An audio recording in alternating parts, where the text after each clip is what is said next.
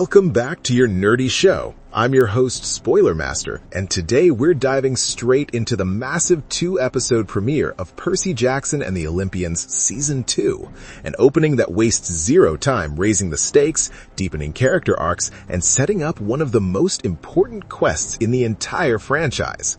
Season 1 ended with Percy stopping a godly war, Luke revealing his betrayal, and Thalia's tree standing strong as the magical defense of Camp Half-Blood.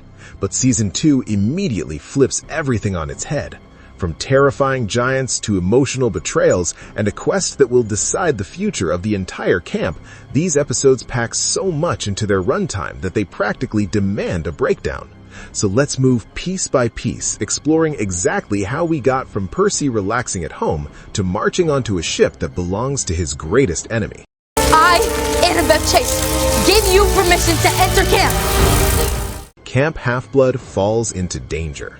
Season 2 starts off deceptively calm. Percy is back home, enjoying the last few days of summer break with his mother, Sally, who remains one of the warmest presences in the series. But beneath the peaceful facade lies trouble. Percy has been having disturbing nightmares about Grover, and right away the show lets us know these aren't just dreamlike hallucinations, they're actual communications, visions that warn him of danger. Things escalate quickly when Annabeth shows up at Percy's home after practically ghosting him the entire summer. She arrives in a taxi driven by none other than the Grey Sisters, the ancient mythological trio who share one eye and specialize in cryptic prophecies. Percy uses this opportunity to ask Percy where Grover is, and their incoherent yet ominous hints confirm his fears. Something has gone horribly wrong. Annabeth brings alarming news of her own. She's been having premonition-like nightmares about Camp Half-Blood being attacked. This immediately creates tension. Grover is missing, monsters are showing up outside camp borders, and the magical defenses shouldn't be letting any threats get close. That fear becomes reality when Percy, Annabeth, and Tyson are suddenly attacked by a group of northern giants hurling fireballs. This is easily one of the most chaotic and high-energy openings the show has done so far. The giants somehow know that these three are demigods, and they're not attacking at random, targeting. The trio rushes to the camp barrier, and although they make it through, they quickly realize something is wrong. These giants were smart. They never attack from the forest side since it's too difficult to approach, which means their attack must have been a distraction. The truth hits them hard. Luke Castellan has returned, and he's no longer hiding in the shadows. While everyone was busy defending the camp from the wrong direction, Luke used the opportunity to slip inside and poison Thalia's tree. This tree is the heart of Camp Half-Blood's magical barrier.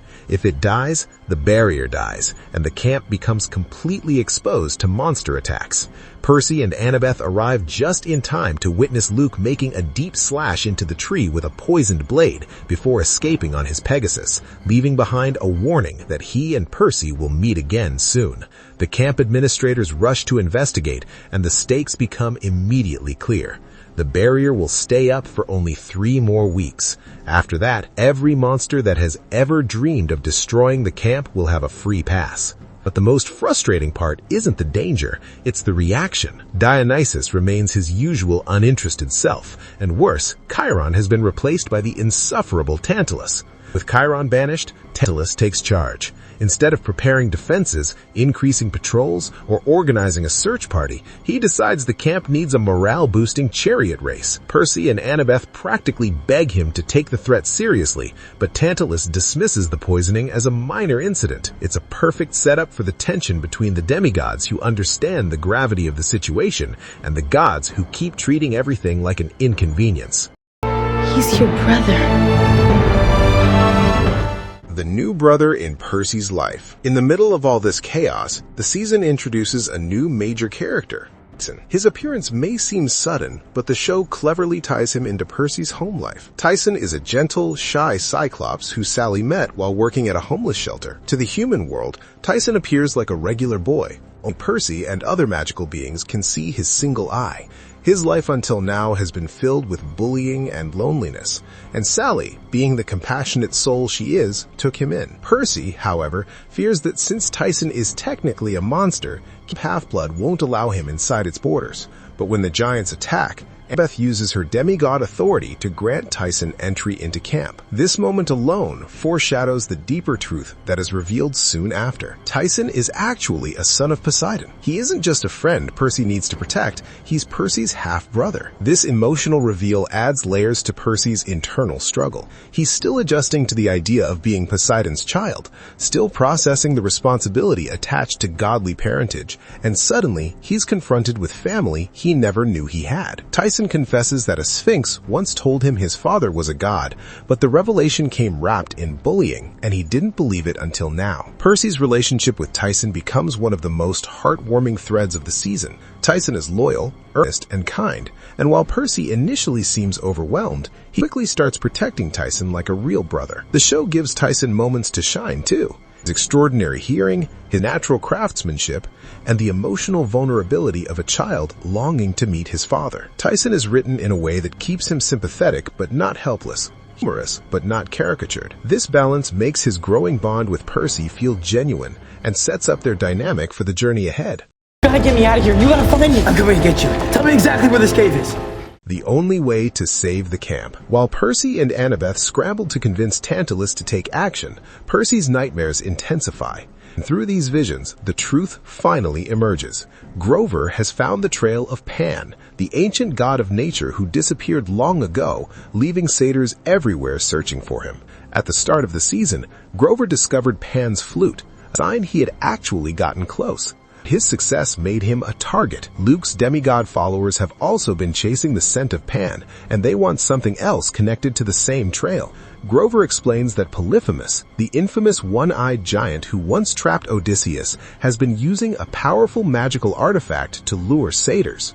That artifact is none other than the Golden Fleece. In mythology, the Golden Fleece is capable of miraculous healing, can restore the dying, cure the incurable, and rejuvenate anything touched by its magic. But with its incredible powers comes its scent, which mimics the presence of Pan, drawing in satyrs like a beacon. Everything suddenly clicks for Percy. The poisoned Thalia tree can only be healed by magic stronger than the poison, and the Golden Fleece is the only object capable of restoring it.